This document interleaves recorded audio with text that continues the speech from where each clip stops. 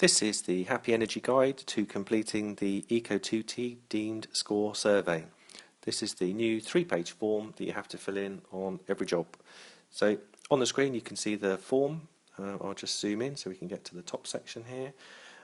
First part, fairly straightforward, data survey, name of operative, full name, address, then into the sort of data entry. So is it HECRO, CERO or CERO Rural? In this case we'll say it's a CERO job, and then we circle the rest of them, so it's a house, a semi in this instance, a 3-bed, and it's owner-occupier. Nice and simple so far. Are you keeping up? Right, main heating source. So this is the heating source of the house. So you've got most of the main heating sources here. So this particular one's going to be a gas boiler. At the bottom you can see other heating source. So if you come across a heating source that's not on here, there's actually a table here, which is table 6 from the current Ofgem guidance, that gives you some additional heating systems and what you should select.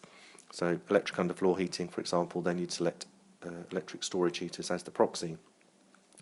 Moving down the form to the bottom, here we have the specific area for roof insulation. So this form has a number of areas. We've got roof insulation area, heating measures, wall insulation, floor insulation, and then there's kind of a box for putting in additional measures. So in this example, bear with me, you have to excuse my handwriting. This is a loft measure. So the main house has a pitched roof, and this is sort of fairly standard in terms of sort of SAP definitions. So pitched roof, flat roof, and in this house I've got 50 square meters.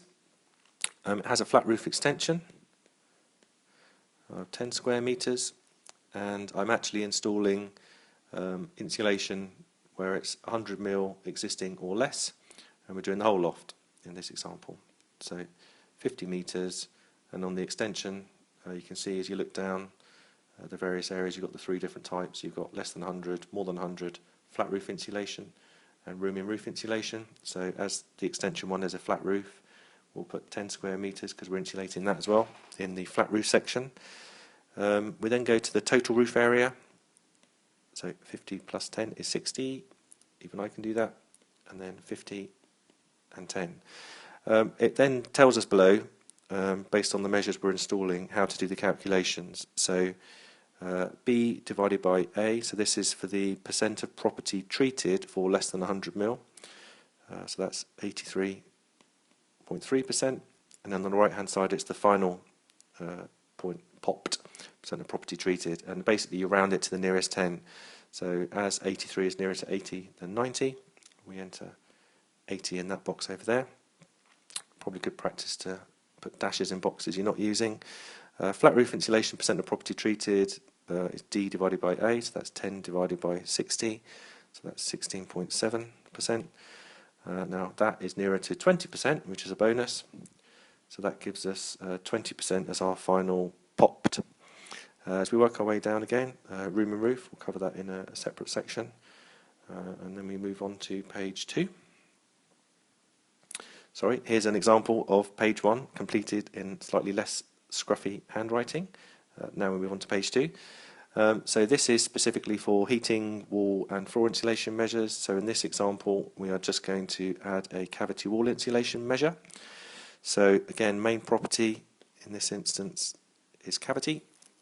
The extension I'm going to say in this instance is cavity, but I'm going to put brackets filled. It's already been filled, so that's maybe a modern extension that's already been added on.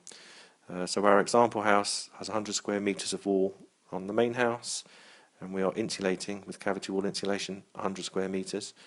You've also got boxes there on the right hand side for solid wall insulation if you're doing a bit of both.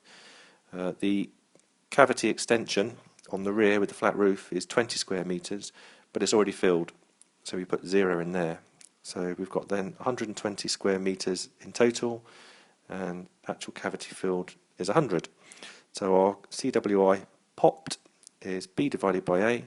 So again we've got 83.3, nice and convenient for me, and that rounds to 80%. So you would take, for this particular property, you would take the 3-bed semi-gas heated cavity score, depending on what type of product you put in, whether it's 0.04 or 0.033 in terms of the value, and you would then multiply the score by 80%. There's another question down here: are you proposing to insulate the party walls? And in this instance we'll say no. Again, probably good practice just to scrub out any you're not using. Then at the bottom of the page we've got additional measures, so you might be doing, I don't know, something like underfloor insulation or draft proofing, so you can just sort of put the basics in here. We're then given a list of recommended photographs, so useful for you and sort of fairly important for the funder. So photos of all the different elevations, the heating sources, a bit like the old photos that used to be taken for the EPC, photos before and after, just as many photos. You can never have too many photos when you're looking for evidence. And here's an example of that form that I just filled in, but slightly neater, only slightly. When move on to the final page, and this is a plan. They want you to sort of draw a rough sketch plan of the property, showing where the heating system is, what type of walls they are, what type of heating systems. So if you look on the left, there's some various keys and ways that you should be doing the drawing. So in this instance, my particular property is 5 meters wide at the front, and it's a cavity wall, so I need to do these little tiny dashes, which is very, very fiddly. And I'll say that's 5 meters at the front, and then it's 10 meters long, so 10 meters of cavity down here. So I'll put just 10 meters, put some measurements on there so we can see what's going on. Then at the back I've got this little extension, so I'll kind of just show that as a separate one here, put some dashes in the side. Don't think it has to be absolutely spot on. You can put some notes in, so flat roof. This wall here is a party wall, so if you can see here, it tells you to put dashes.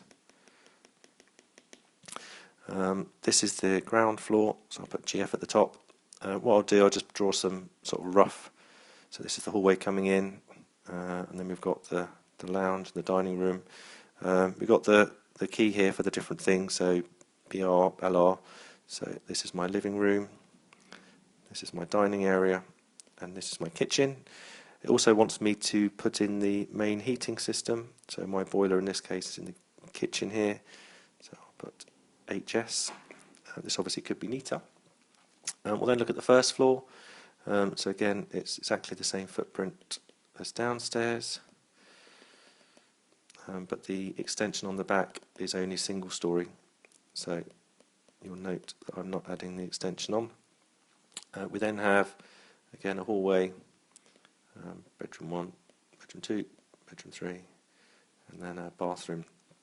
So bathroom BTH, BR1, BR2, BR3. So that gives us the plan. So we've got the measurements on here. The only measurement I haven't put on is the extension, which is 2 meters long.